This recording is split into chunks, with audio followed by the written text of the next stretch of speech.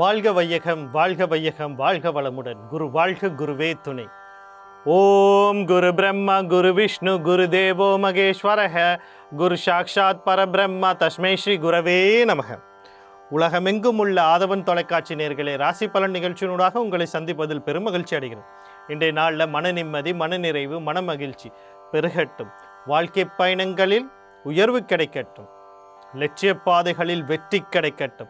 அதற்கு எல்லாம் வல்ல அந்த இறைவனும் குருவும் உங்களுக்கு துணை நிற்கட்டும். முதல்ல இன்றைய நாளுக்கான பஞ்சாங்க விவரங்களை பார்ப்போம். திருக்கணிதம் அடிப்படையிலான பஞ்சாங்க விவரம். ஸ்ரீ விஸ்வாவசு வருடம் கார்த்திகை மாதம் 18ஆம் நாள் வியாழக்கிழமை, ஆங்கிலத்தில் 4/12/2025 காலையில் 8:38 வரைக்கும் சதுர்த்தசி திதியும் அதற்கு பிறகு பௌர்ணமி திதியும் காணப்படுது.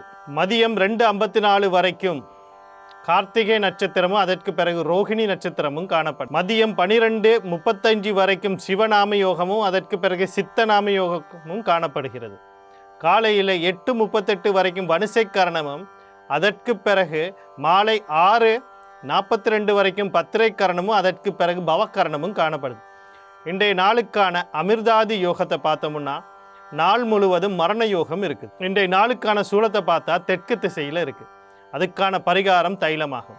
தெற்கு திசையில் எதுவும் தேவையும் அவசியம் இருப்பவர்கள் அந்த பக்கம் போகிறதாக இருந்தால் தைலத்தை தானமாக கொடுத்துட்டு போகலாம். போகிற காரியங்கள் உங்களுக்கு சாதகமாகவும் நன்மையாகவும் நடக்கிறதுக்கான வாய்ப்புகள் அதிகமாக இருக்குது. இன்றைய நாளில் பார்த்தீங்கன்னு சொன்னால் சதுர்த்தசி திதி காலையிலேயே முடிஞ்சிருச்சு. அப்போ இன்றைக்கி ஆரம்பிச்சிருக்கிறது பௌர்ணமி திதி. இந்த பௌர்ணமியில் நான் எப்போவுமே நான் சொல்கிறது என்ன அப்படின்னா, பௌர்ணமி அப்படின்னு எல்லாம் சொல்லுவாங்க முழு சந்திரனுடைய முழு விஷயம் இருக்குது, இன்றைக்கு எல்லாரும் நல்ல காரியங்கள்லாம் செய்யலாம் அப்படின்னு. அதாவது ஒரு பொருள் ஒரு இருட்டான அறைக்குள்ளே இருக்கும்போது எங்களால் பார்க்க முடியாது. ஆனால் அதே பொருள் அதிக வெளிச்சமுள்ள அறையில், அதாவது ஒரு விளையாட்டு மைதானத்தில், ஒரு கிரிக்கெட் மைதானத்தில் உபயோகிக்கிற அளவுக்கான ஒரு வெளிச்சத்தை ஒரு அறையில் உங்களுக்கு முன்னாடி 4 பக்கம் செவுத்தில் போட்டுட்டு அந்த பொருளை எடுக்க சொன்னாலும் எடுக்க முடியாது. அதிக வெளிச்சத்துலேயும் ஒரு பொருளை எடுக்க முடியாது, அதிக இருட்டிலையும் பொருளை எடுக்க முடியாது. அப்போ பௌர்ணமிங்கிறது அதிக வெளிச்சமான நாள். அப்போ செய்கிற காரியங்கள் தெளிவில்லாமல் போயிடும். அதனால இன்றைக்கு நீங்கள் செய்ய வேண்டியது ஒரே ஒரு விஷயந்தான். என்ன அப்படின்னா, தெய்வ வழிபாடு. முடிஞ்ச அளவுக்கு குலதெய்வ வழிபாடு அல்லது ஏதோ ஒரு தெய்வத்தை பிடிச்சிக்கொள்ளுங்க. அதில் 12 பௌர்ணமிக்கு போயிட்டு வாங்க. அந்த தெய்வம், அங்கே உள்ள சக்தி உங்களை வழி நடத்தும். நான் அதிகமாக சொல்கிறது என்ன அப்படின்னா, இந்த சமாதி, ஜீவ சமாதிகள் இருக்கக்கூடிய இடத்துல போய் வழிபாடுகள் பண்ணுங்க. இப்போ கொழும்பை எடுத்துக்கிட்டால் மோதர சிவன் கோயில் அப்படின்னு நம்ம சொல்கிற கோயிலில் கீழே பெரியானைக்குட்டி அப்படின்னு சொல்லிட்டு ஒரு சித்தர் சமாதிக்கு மேலே தான் சிவலிங்கத்தை வச்சுருக்காங்க. இப்படி இலங்கையில் பல இடங்களில் சமாதிகள் இருக்குது. எட்டனில் ஒரு சமாதி இருக்குதுன்னு நான் கேள்விப்பட்டிருக்கேன். மாத்தளை இடத்துல சமாதி ஒன்று இருக்குது. திருகோணமலையில் இருக்குதுன்னு கேள்விப்பட்டிருக்கேன். யாழ்ப்பாணத்தில் இருக்குது. இப்படி சமாதி உள்ள ஏதோ ஒரு கோயிலுக்கு சரி போயிட்டு வரும்போது அங்கே இருக்கக்கூடிய அந்த சித்தர்கள், மகான்கள் எங்களை வழி நடத்த ஆரம்பிப்பாங்க. எங்களுக்கு ஒரு நல்லது கெட்டதை அவங்க மூலியமாக எங்களுக்கு நடக்கும். ஒரு கெட்டது நடக்கிறத கூட அது எங்களுக்கு முன்கூட்டியே கொடுக்கும். அதனால் பௌர்ணமி தெய்வ வழிபாட்டுக்கு மாத்திரம் யூஸ் பண்ணுங்கள், மற்ற எந்த ஒரு இதுக்கும் உபயோகிக்காதீர்கள். முதல்ல மேசராசி அன்பர்களே, இன்றைய நாள் உங்களுக்கு எப்படி இருக்கும் அப்படின்னு பார்த்தீங்கன்னு சொன்னால், குடும்பத்தில் சில நாட்கள் ஒரு சண்டை சச்சரவுகள், கருத்து வேறுபாடுகள், குழப்பங்கள் இருந்திருக்கலாம்.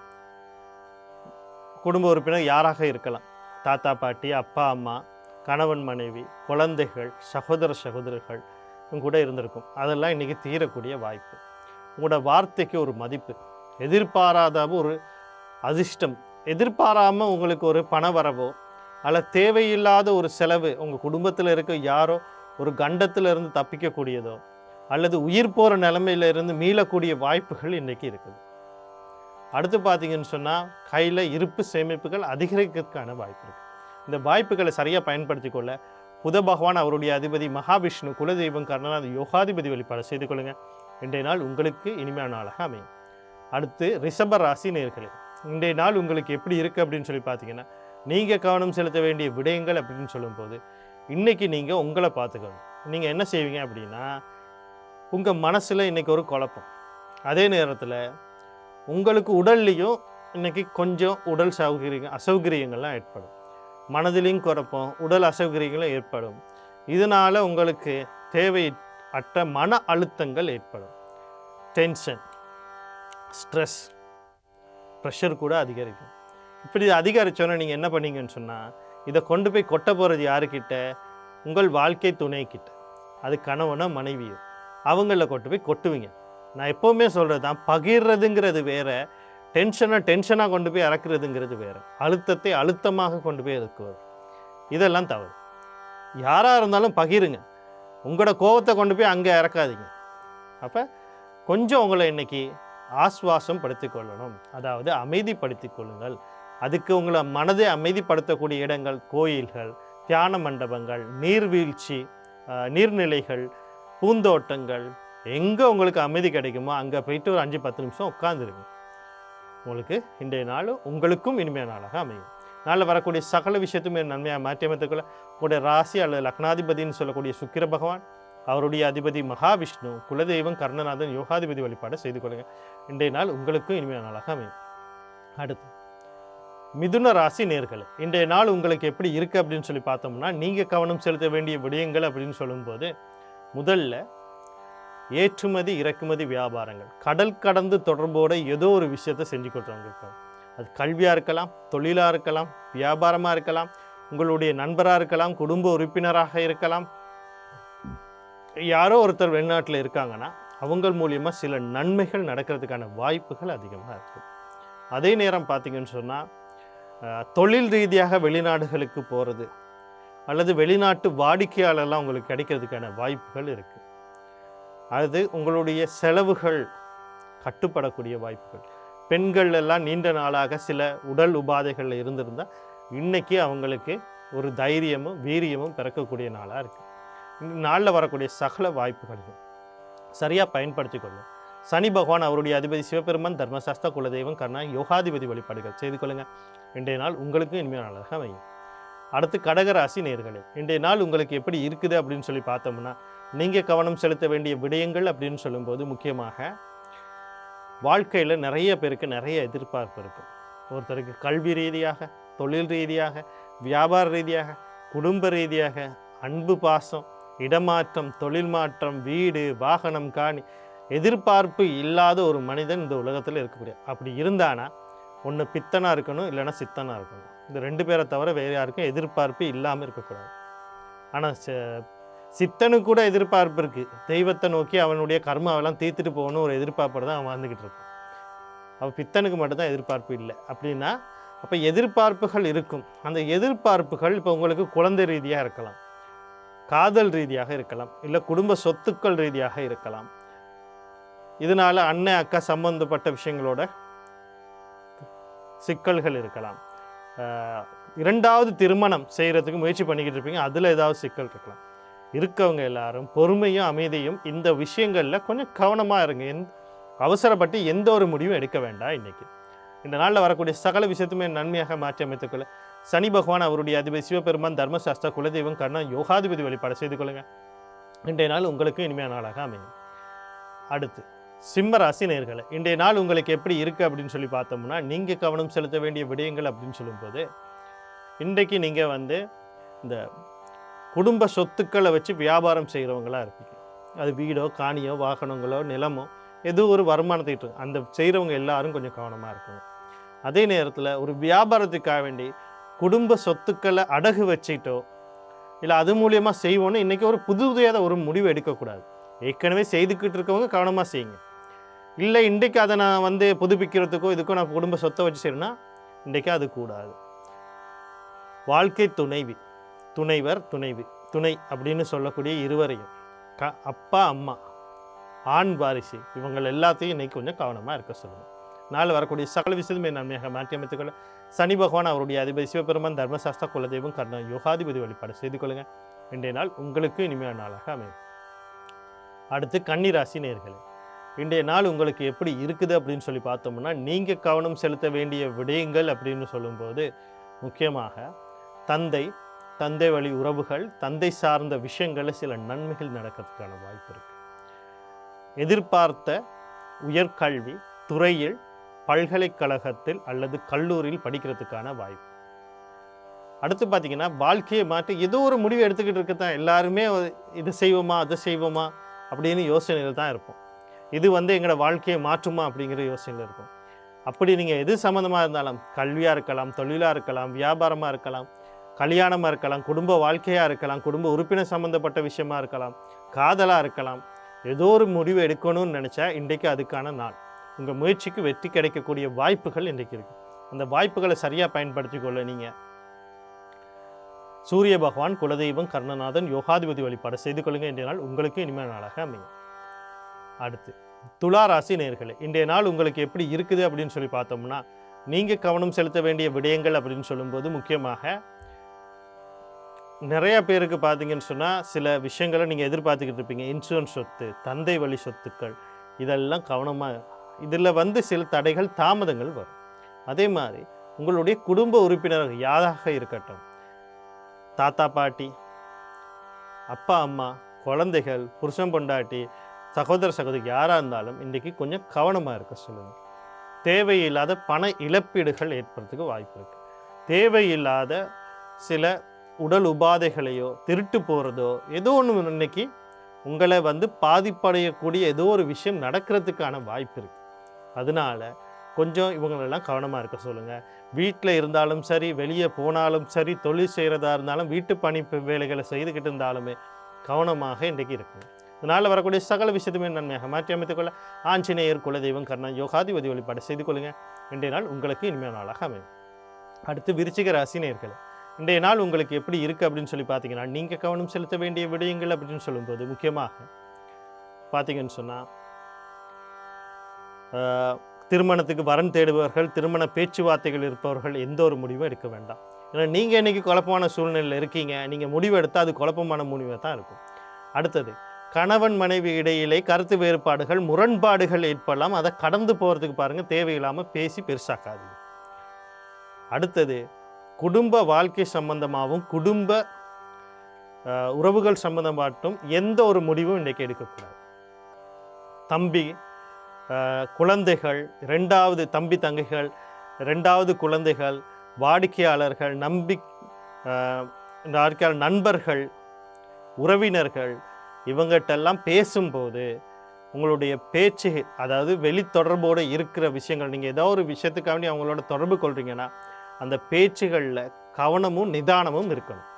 இல்லை அது உங்களுக்கு திருப்பி பூமேரங் மாதிரி உங்களுக்கே திருப்பி தாக்குறதுக்கான வாய்ப்புகள் இருக்குது. அதனால் கொஞ்சம் கவனமாக இந்த விஷயங்களில் இருங்க. நாளை வரக்கூடிய சகல விஷயத்துமே நன்மையாக மாற்றி அமைத்துக்கொள்ள மகாலட்சுமி, குலதெய்வம், கருணாதி, யோகாதிபதி வழிபாடு செய்து கொள்ளுங்கள். இன்றைய நாள் உங்களுக்கு இனிமையான நாளாக அமையும். அடுத்து தனுசு ராசி நேயர்களே, இன்றைய நாள் உங்களுக்கு எப்படி இருக்குது அப்படின்னு சொல்லி பார்த்தோம்னா, நீங்கள் கவனம் செலுத்த வேண்டிய விடயங்கள் அப்படின்னு சொல்லும்போது, இன்றைக்கு கடன் கொடுக்கல் வாங்கல்களில் இருந்த நீண்ட நாள் பிரச்சனை முடிவுக்கு வரக்கூடிய வாய்ப்புகள் இருக்குது. அதே நேரத்தில் தொழிலில் நீங்கள் எதிர்பார்த்த ஒரு நல்ல விஷயங்கள் நடக்கிறதுக்கான வாய்ப்பு இருக்குது. அது புதிய தொழிலாக இருக்கலாம், இருக்க தொழிலில் முன்னேற்றமாக இருக்கலாம். ஒரு விஷயத்தை நீங்கள் தொழிலில் செய்யணும்னு நினச்சிருந்தீங்கன்னா அதை செய்கிறதுக்குரிய நாள். வெளிநாட்டு வேலை வாய்ப்புகள், தொழில் ரீதியாக வெளிநாடு போகிறதுக்கான வாய்ப்புகள் எல்லாம் இருக்குது.